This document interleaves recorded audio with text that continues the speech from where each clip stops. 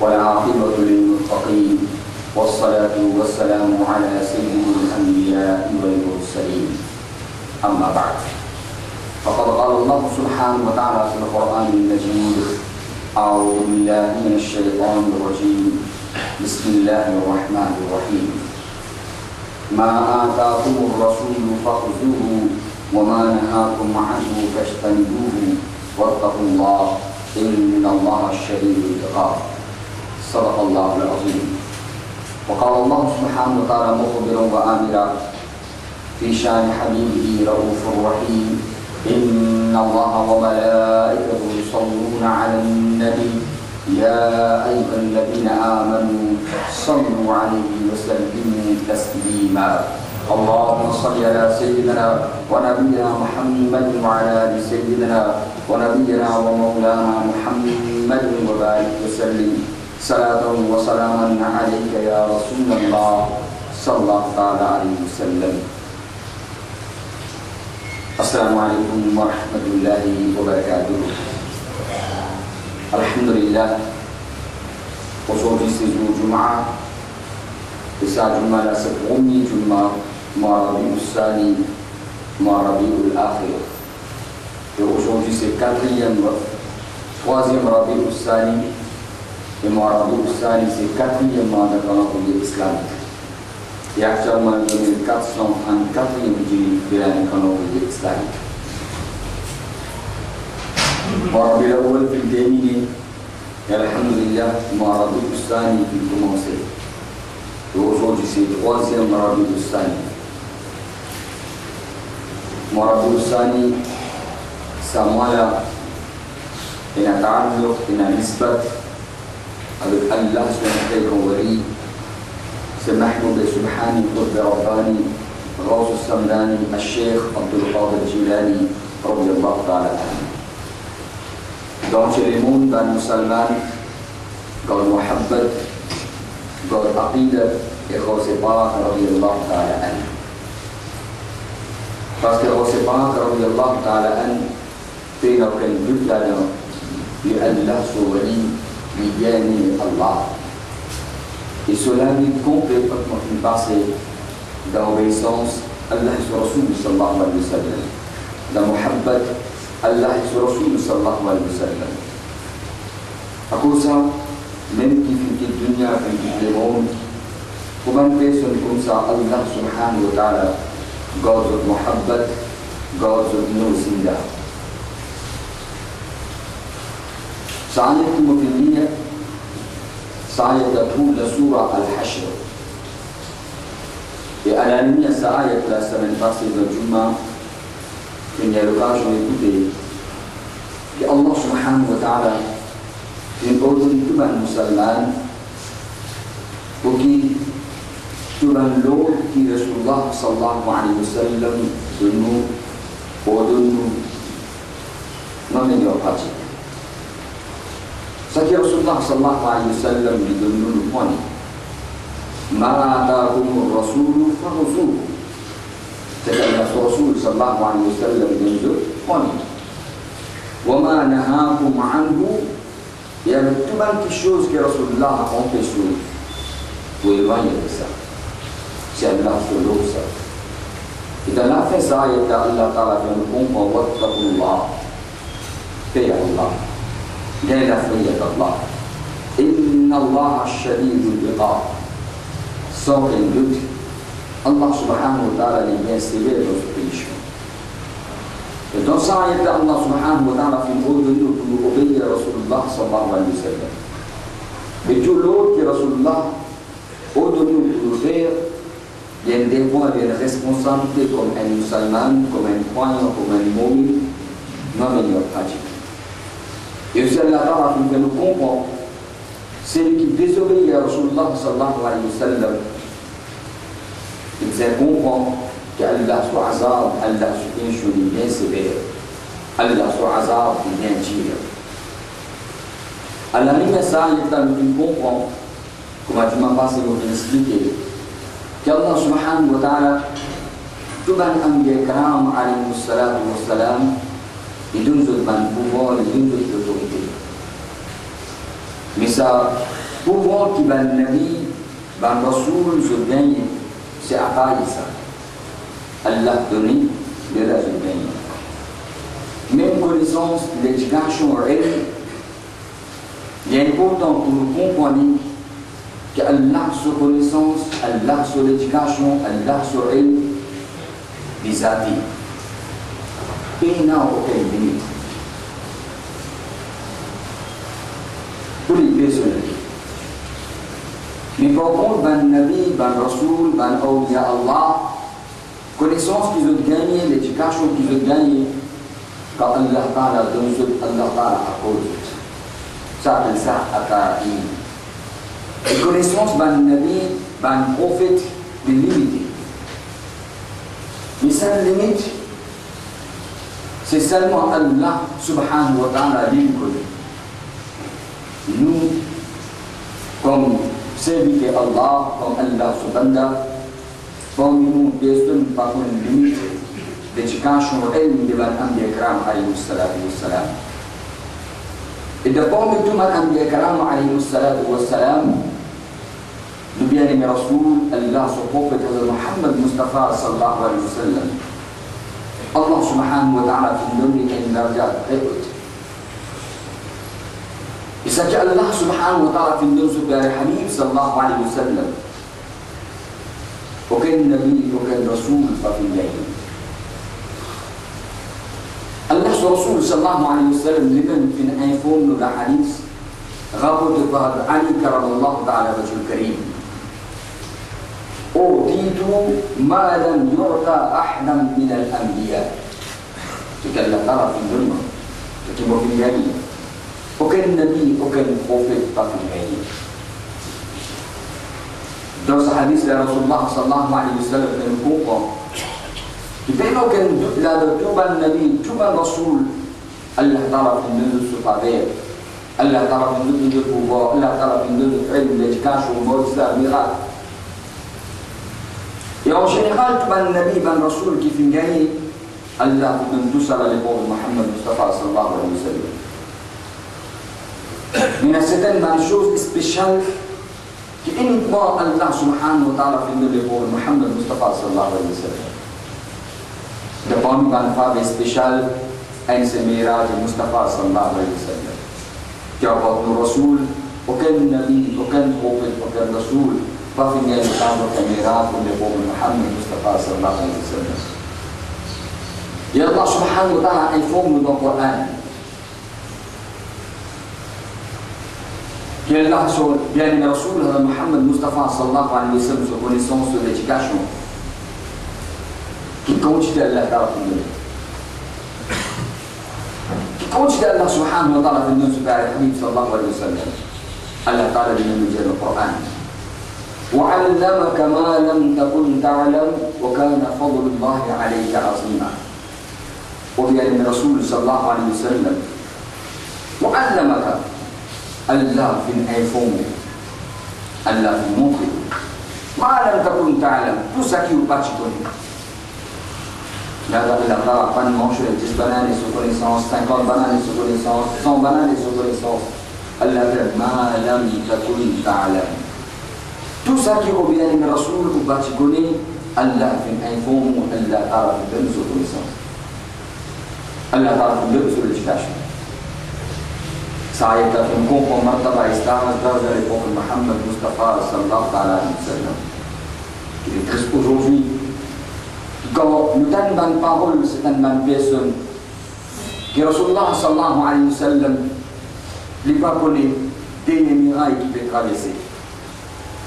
Rasulullah sallallahu alayhi wa sallam n'est pas connu demain qui va arriver.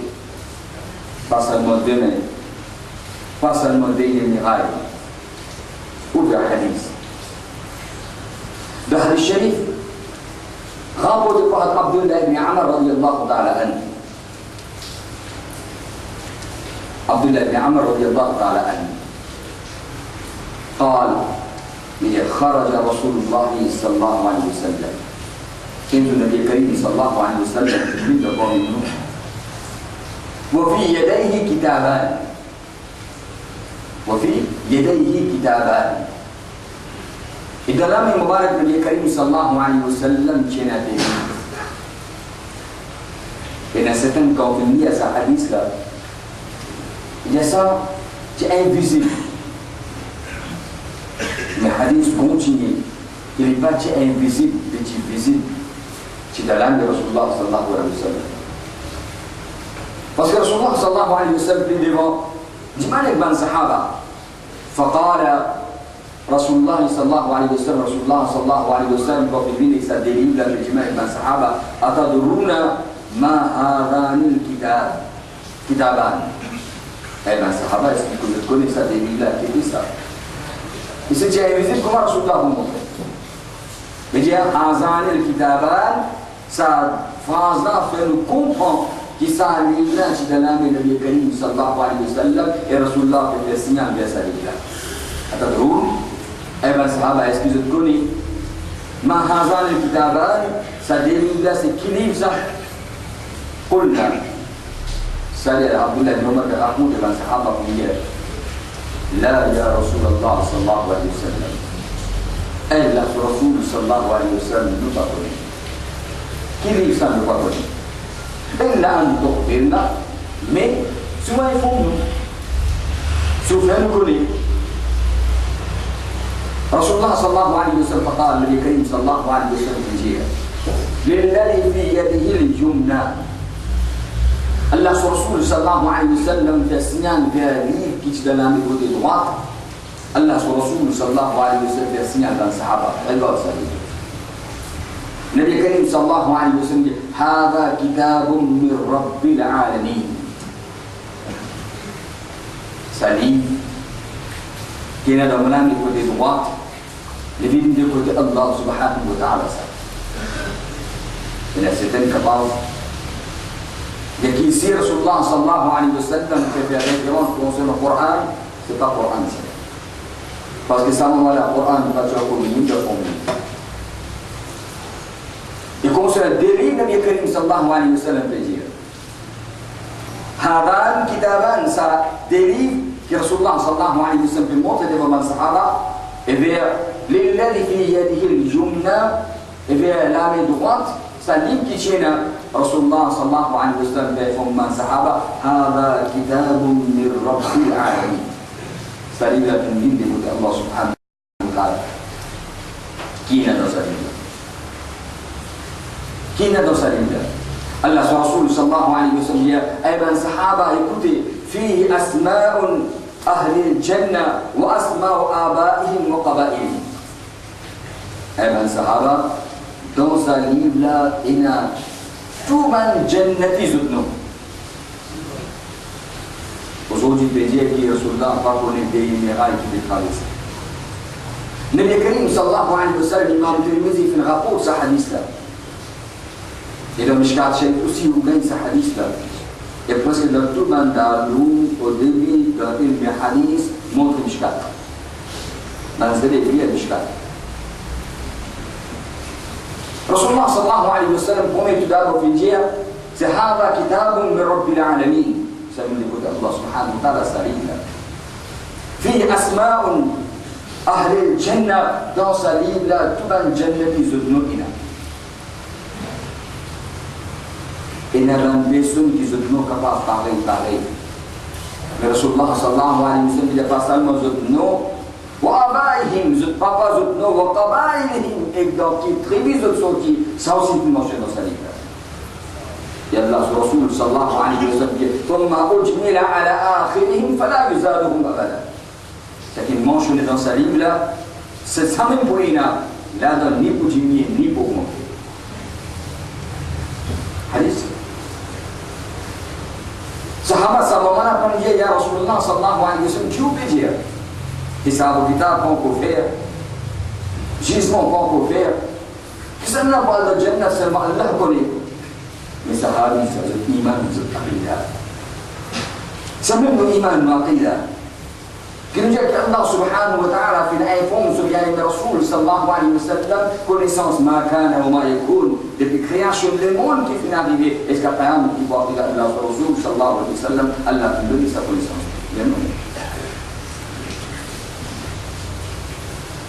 Et pas seulement c'est la Qiyamat, après Qiyamat. Qui m'a dit on parle de Jannat? Je non, je papa, je non, je tribu. Allah sur Rasul sallallahu alayhi wa sallam dit Allah fait montre-moi dans sa livre la ilaha. Après ça, Nabi Karim sallallahu alayhi wa sallam fait un signal للذي في يده اليسرى vers mes côtés gauche. Allah sur Rasul sallallahu alayhi wa sallam fait un iPhone من صحابة ثم قال الذي في شماله vers mes gauche. صديق كتير الله رسول صلى الله عليه وسلم لا هذا كتاب من رب العالمين صوصي صوتي لقد الله صلى الله عليه صوتي لقد الله سبحانه وتعالى في أسماء أهل النار لا تبان جمون كبار الله فيه قال جهنم زقين موشن وآبائهم وقبائلهم زقابا زقنون زقين زقنون زقين موشن Allah Rasul sallallahu alayhi wa sallam يقول لنا الناس فيها. صحيح montre bien clair qu'Allah subhanahu wa ta'ala في نيفون النبي الكريم صلى الله عليه وسلم تبان جنة كيف تدري. C'est une question capable de penser. Et ce hadith est capable, hadith Tirmizi, Imam Tirmizi, hadith là il fait le Coran. Le Coran dit dans le Furqan Hamid, Allah subhanahu wa ta'ala a fait une marche concernant l'éducation, connaissance de Adam alayhi salatu wa salam. Adam alayhi salam.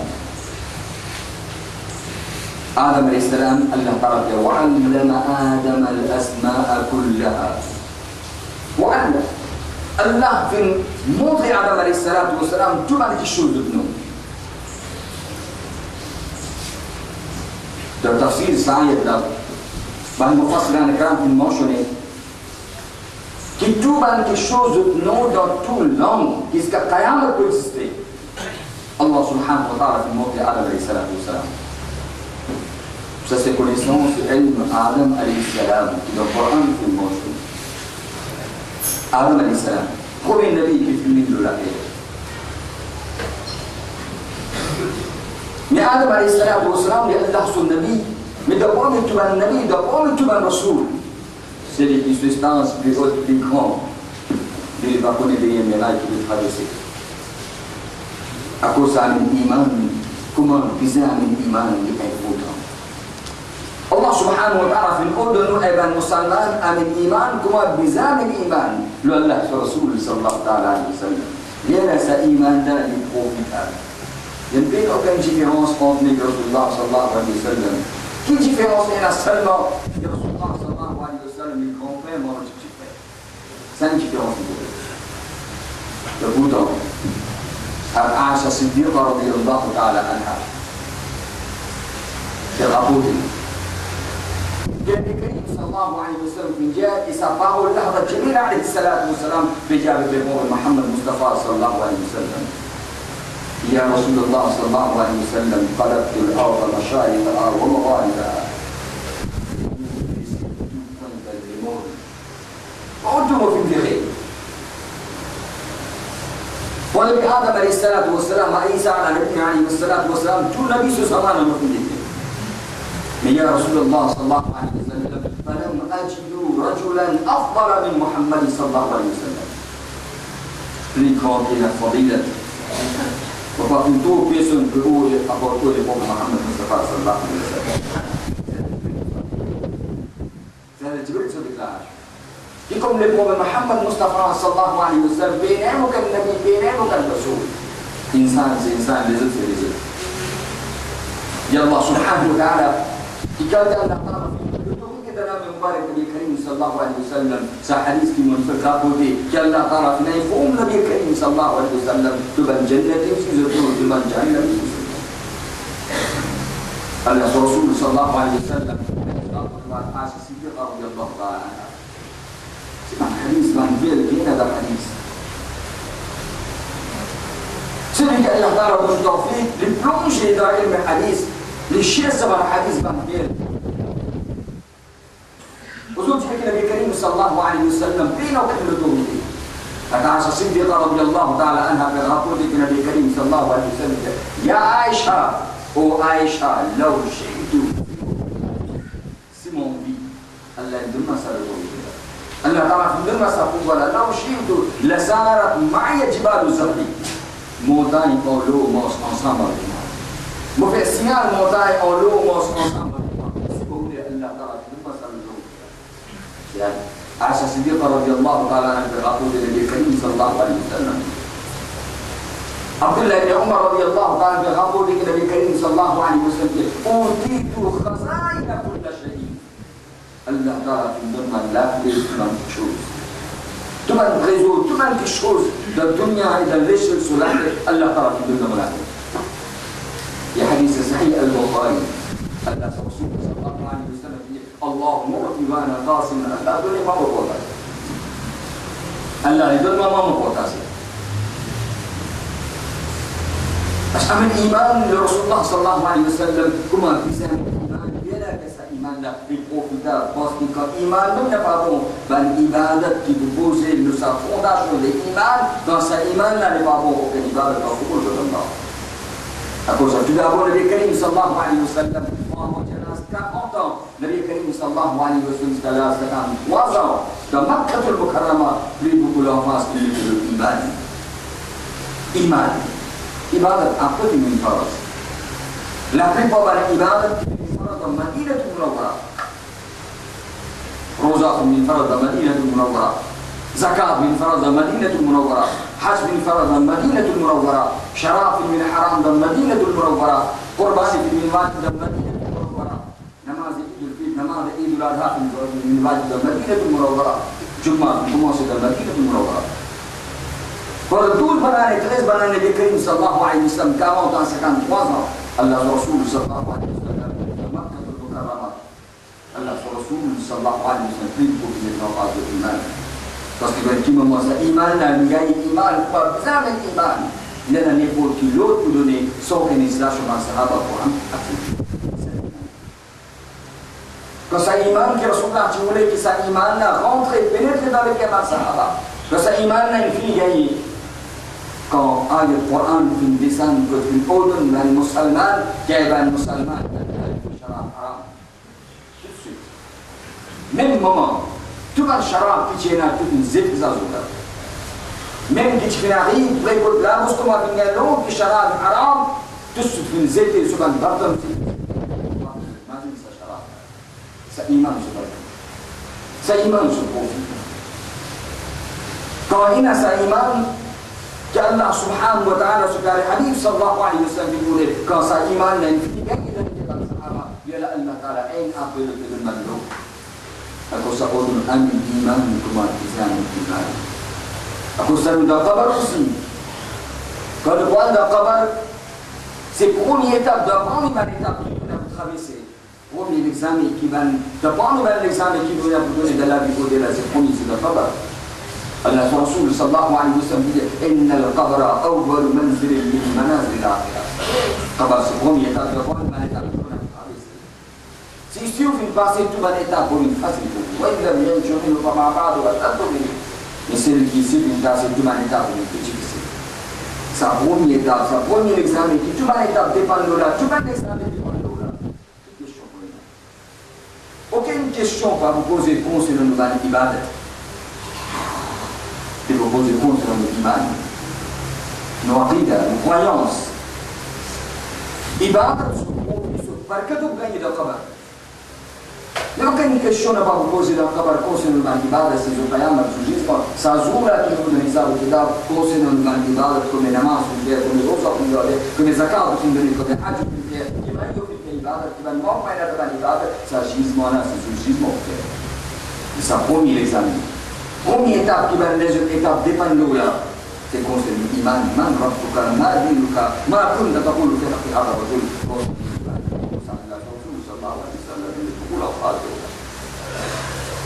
Allah subhanahu wa ta'ala aussi fait au-delà qui s'y peine à iman, aucune ibadat, même pas acceptable pour Allah. Condition c'est iman. On dit pour que vous savez quoi de peine à iman. On dit pour que namaz ne fait s'y peine à iman. Aucune ibadat pas acceptable pour lui. من عمل صالحا من ذكر أو أنثى وهو مؤمن فلنحيينه حياة طيبة. فوفنيكي سعمل أقول شكي ولا المؤمن أقول شكي ولا إيمان الله في وعده في البدون من ذلك إذن البدون المؤسن لك أمن إيمانكم بزان الإيمان الله تعالى في الأردن النبي النبي الكريم صلى الله عليه وسلم لصوبي صوم استيتاعت محمد مصطفى صلى الله عليه وسلم سنة فجر المحبت صفات qui a fait النبي رسول الله صلى الله عليه وسلم. Et d'aucune façon, il faut payer un manque de respect pour le Nabi Karim sallallahu alayhi wa sallam, de couple ça. À travers parole, à travers action, à travers n'importe quelle façon. Celui qui fait une prononce, un mot ou une action qui montre le manque de respect pour le Nabi Karim sallallahu alayhi wa sallam, Coran d'une déclaration de couple ça. Allah détruit tout sur l'ibadat. Pour que l'ibadat pour Allah, celui qui manque de respect, le prophète Muhammad Mustafa sallallahu alayhi wa sallam. Mais aujourd'hui, connaissance et l'éducation qui peut proposer, qui s'est arrivé à une musulmane, pendant la namaz, qui peut faire namaz, qui a tahiyat, quand il peut faire tahiyat, imagine n'importe quels animaux. Imagine, il pense n'importe quels animaux. Même ça, mauvais animaux là aussi, il passe tout ce namaz. Mais par contre, si dans la namaz, imagine le prophète Muhammad Mustafa sallallahu alayhi wa sallam, les films de shirk, namaz arrivé. Ça t'a bien de propagation. À travers les chrétiens, à travers la causerie, n'importe quoi. Allah subhanahu wa ta'ala dit dans le Coran, et d'aucune façon, Allah va pouvoir accepter celui qui manque de respect de Nabi Karim sallallahu alayhi wa sallam. À cause de Nabi Karim sallallahu alayhi wa sallam, quand sa sahabi l'a dit, ya Rasulullah sallallahu alayhi wa sallam, mata sa'a Rasulullah sallallahu alayhi wa sallam, mon sahabi, qui te fait préparer le Qiyamah.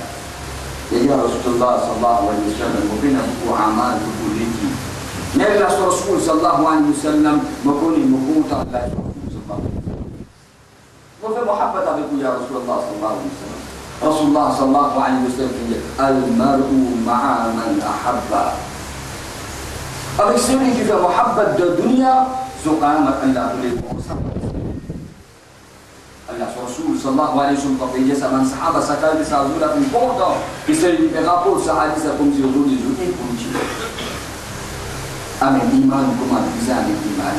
Amen iman comme un sahaba iman. Aqida God of Allah Rasul sallallahu alayhi wa sallam comme un sahaba kiram ridwan Allah ta'ala majma'in fin God aqida of Allah Rasul sallallahu alayhi wa sallam. ما آتاكم الرسول فخذوه وما نهاكم عنه فانتهوا. C'est Allah. Rasul ordonne-nous, Evan Musulman, au Mali, ou même en pratique. Tout ce que Rasulullah donne au Mali, ou Manahakum Anu Fandahu, et avec toutes les choses que Rasulullah a fait pour éloigner, ça est là, autrement, qui Allah subhanahu wa ta'ala sur l'ita'at, trouve dans l'ita'at obéissance des prophètes Muhammad Mustafa sallallahu alayhi wa sallam. Allah subhanahu wa ta'ala donne tawfiq, qui sa iman qui nous gagne, Allah ta'ala donne tawfiq, qui nous réussit. Nous restons dans l'iman, nous quittons la dunya avec l'iman, wa akhir da'wana alhamdulillah rabbil alamin. Assalamu alaikum wa rahmatullahi wa barakatuh.